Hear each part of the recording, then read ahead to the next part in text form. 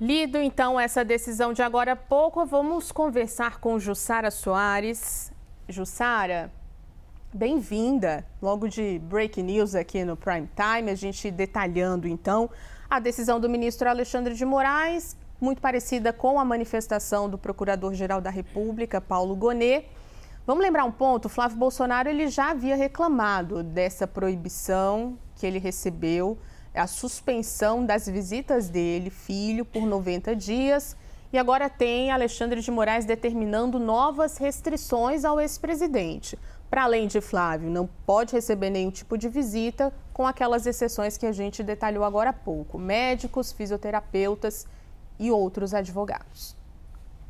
Oi, Juliana, boa noite para você e a todos que nos acompanham. Essa decisão do ministro Alexandre de Moraes, que o âncora Gustavo Uribe nos trouxe há pouco aqui no site da CNN, trata justamente da decisão do ministro Alexandre de Moraes, que se manifestou depois da defesa do ex-presidente Jair Bolsonaro ter alegado que não sabia que Flávio Bolsonaro ia divulgar aquela carta nas redes sociais. Então, o ministro, que é o relator do caso do plano de golpe no Supremo Tribunal Federal, rejeitou a hipótese de Jair Bolsonaro ter dado uma carta para Flávio Bolsonaro, dizendo que ele era o porta-voz dele, né? Foi isso que continha na carta, nesse momento de crise que passa a campanha de Flávio Bolsonaro, inclusive com embate com a ex-primeira-dama Michele Bolsonaro, e o que Moraes disse era que rejeitando totalmente a hipótese de Bolsonaro não saber o que seria feito com aquela carta. Lembrando, Flávio Bolsonaro fez uma live, o Flávio publicou a carta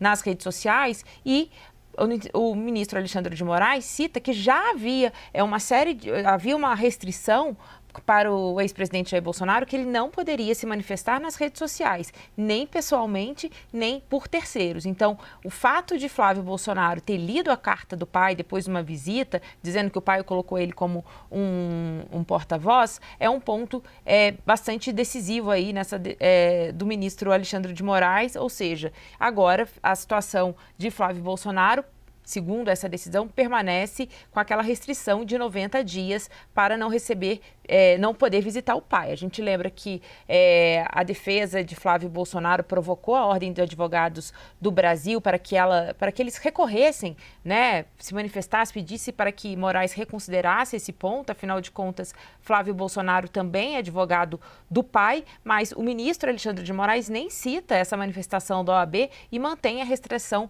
de 90 dias. Além disso, Juliana, importante aqui, o ex-presidente fica com visitas restritas por 30 dias, né, a todas as visitas, tirando essas exceções de advogados, médicos, fisioterapeutas, e visitas que tenham cunho político-eleitoral, essas estão totalmente restritas, proibidas até o fim das eleições. Portanto, este é um fator, é uma decisão que ela tem um impacto eleitoral muito grande neste momento que o ex-presidente acaba aumentando o seu isolamento. Ele já estava em prisão domiciliar, mas o Flávio Bolsonaro usava aquele momento ali de visitar o pai. Ele, como filho, tinha direito a 2 visitas, né, na terça, na quarta e no sábado, só que depois dessa medida do ministro Alexandre de Moraes, Flávio Bolsonaro não pode ir, nem mesmo usando o tempo de 30 minutos diários que é concedido para a defesa. E aí os advogados vão se revezando e Flávio usava esse tempo para ir falar com o pai e tratar das questões políticas. Então, vem mais um revés aí para a campanha de Flávio Bolsonaro. Eu já acionei a defesa tanto do próprio ex-presidente Jair Bolsonaro, também a campanha e o advogado pessoal de Flávio para se manifestar sobre essa nova decisão do ministro Alexandre de Moraes. É importante a gente destacar aqui que é esse fator, né, que essa carta, quando ela foi divulgada, lida por Flávio Bolsonaro, ela tinha o intuito justamente de contornar aquela crise que vinha escalando com a ex-primeira-dama Michele Bolsonaro, quando eles tiveram aquele atrito público, a Michele dizendo que foi desrespeitada e maltratada pelo Flávio, e Flávio, claro, dizendo, com essa carta, usou essa manifestação do pai para dizer que ele, sim, era o porta-voz do ex-presidente Jair Bolsonaro, Bolsonaro e, mais uma vez, referendando a candidatura de Flávio. Tudo isso, Juliana, só para um ponto importante aqui, ocorre há uma semana da Convenção Nacional do PL, que deve oficializar a candidatura de Flávio Bolsonaro à presidência da República. Ou seja, vem esse revés neste momento agora, numa reta final que Flávio Bolsonaro precisa fechar palanques, apoios ainda, definição de vice e Jair Bolsonaro totalmente isolado das decisões políticas pela determinação do ministro Alexandre de Moraes. Importante dizer que, claro, que todo o contato dele com a ex-primeira-dama, a filha, a enteada que né, vive dentro da casa do ex-presidente, os contatos ali seguem livres, claro, com aquelas restrições também de não usar o celular, não acessar o celular, enfim. São essas novas medidas a ver a repercussão política agora na campanha de Flávio Bolsonaro. Estava conferindo aqui o calendário, as convenções partidárias, né, só para a gente detalhar, começam agora, né, na próxima semana, a partir do dia 20, a do PL, dia 25 de julho, e a convenção é aquele momento em que se bate o martelo, define as candidaturas, né, ali antes do início da campanha eleitoral oficialmente. Após essa definição, os partidos não podem mais voltar atrás sobre essas escolhas.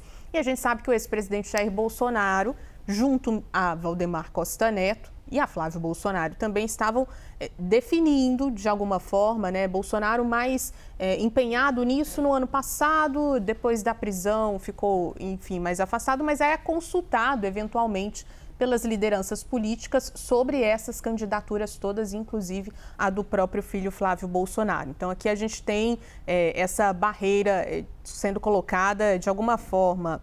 Jussara, chama a atenção também para um ponto que estava também na manifestação da PGR, que é o seguinte: o procurador Paulo Gonet disse que o episódio da carta, a leitura dessa carta, apontava para a oportunidade de se explicitar regras necessárias sobre atos do ex-presidente que possam ser explorados nesse momento de proximidade de eleições. Então, nessas duas colocações, na manifestação da PGR, na decisão de Alexandre de Moraes, após a leitura dessa carta, a gente tem o olhar voltado totalmente para as questões eleitorais e o poder de influência ou não do ex-presidente Jair Bolsonaro, não é, Jussara?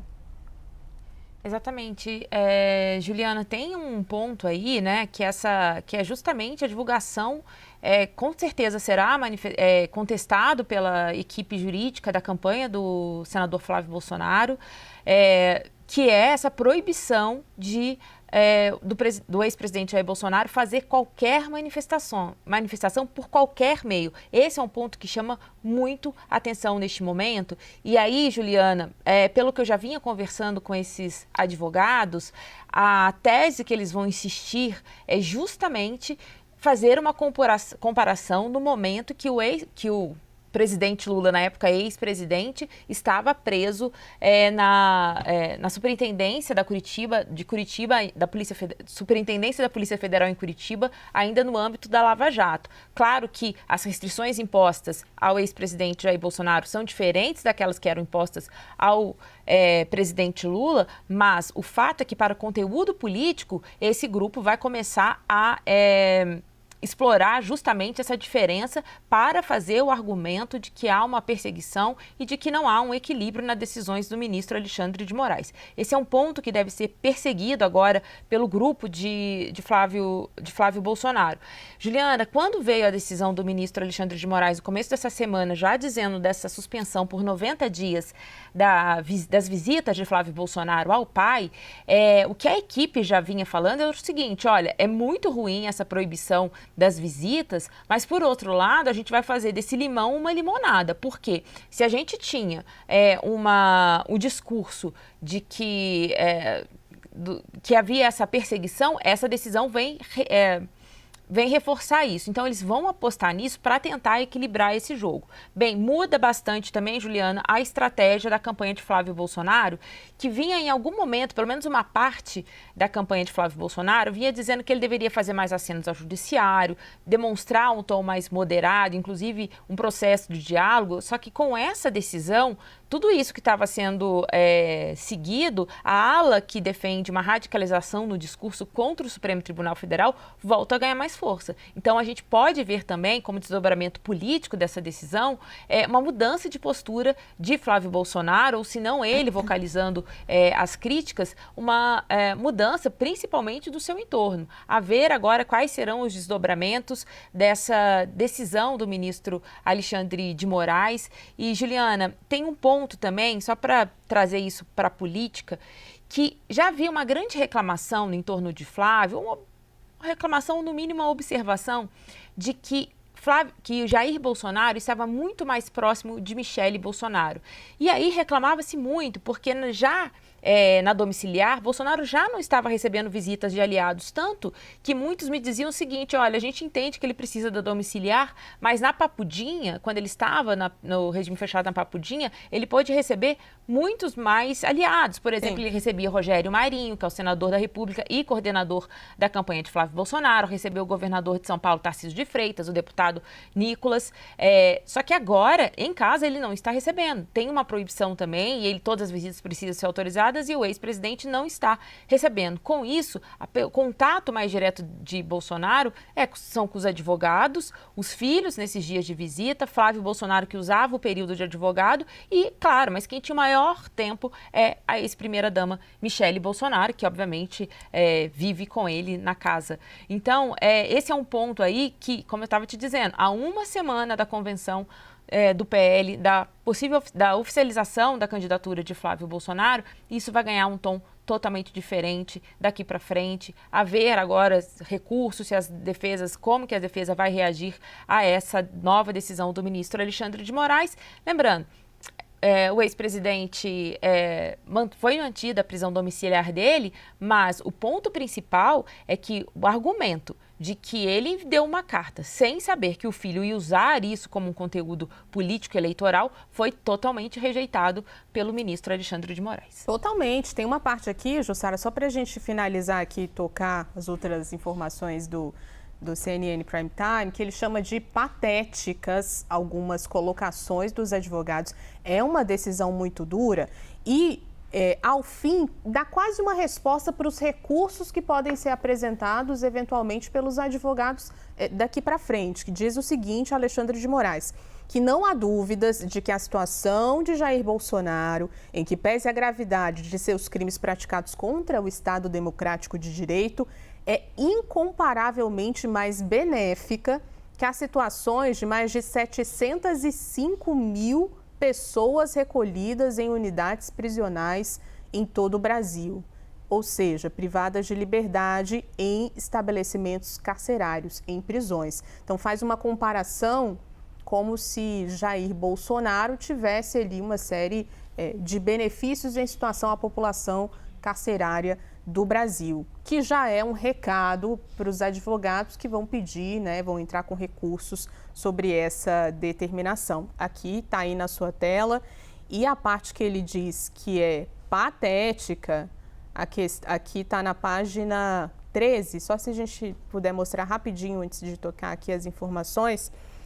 Ele diz o seguinte: ressalte-se por fim ser patética a alegação de que restrições temporárias de visitas por descumprimento de medidas cautelares acarretariam na incomunicabilidade do custodiado Jair Messias Bolsonaro. Enfim, decisão duríssima que mantém Jair Bolsonaro em casa, nessa prisão domiciliar, mas com uma série de recados muito duros feitos pelo ministro Alexandre de Moraes.